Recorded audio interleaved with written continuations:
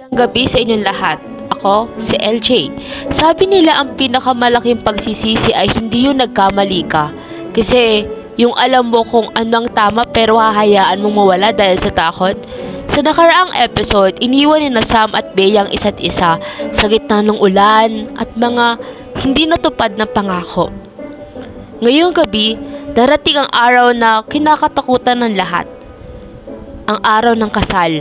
Pero kanino? At para kanino?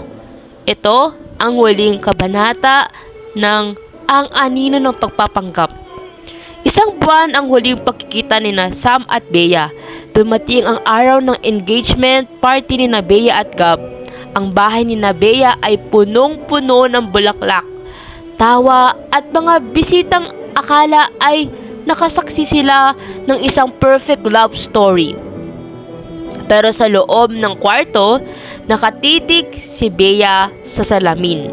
Hawak ang necklace na ibinigay ni Sam nung anniversary nila. Bea, anak, lumabas ka na. Hinihintay ka na ni Gab at ng mga bisita. Napakaganda mo sa suot mong puti. Salamat at nakinig ka sa amin, anak. Ito ang buhay na nararapat para sa'yo. Ma, masaya po ba kayo? Kasi ako, paramdam ko, mamamatay ako sa loob ng suot ko. Naku, nerve. Views lang yan. Mawawala rin yan kapag nakita mo na ang future mo. Sa labas ng gate, nakatayo si Sam. Hindi para manggulo, hindi para gumawa ng eksena, kundi para ibalik ang huling piraso ng alaala. Isang box ng mga sulat at litrato na ayaw na niyang itabi. Pero bago pa siya makaalis, nagtama ang mga mata ni na Bea at Sam mula sa terrace. Sam! Sa isang sandali, tumigil ang mundo.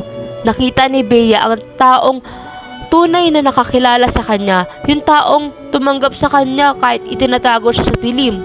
At nakita ni Sam ang taong pinili ang liwanag na hindi naman para sa kanya. Bakit ka nandito, Sam? Bakit kailangan mong magpakita ngayon?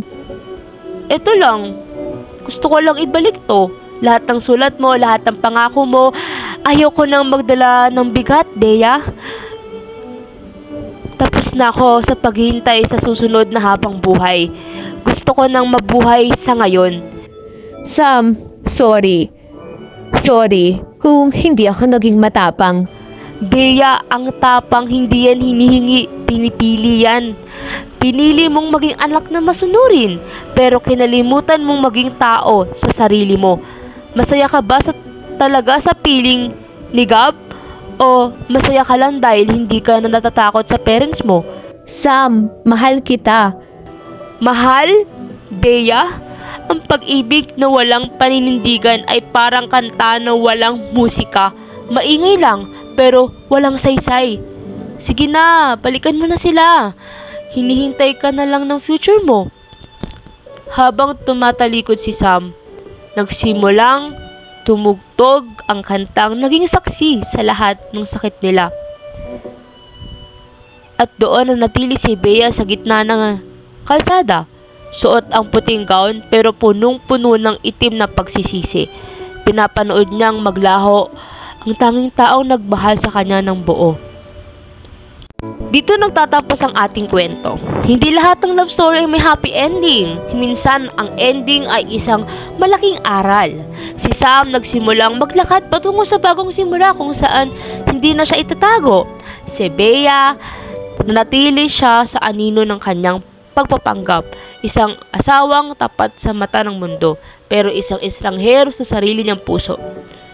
Muli ako sa Ate LJ, sa inyong mga nakikinig sa kasalukuyang nagtatago. Tandaan nyo, ang oras ay hindi bumabalik. Huwag nyong hintayin ang susunod na habang buhay para lang maging totoo. Gawin nyo na ngayon habang may oras pa.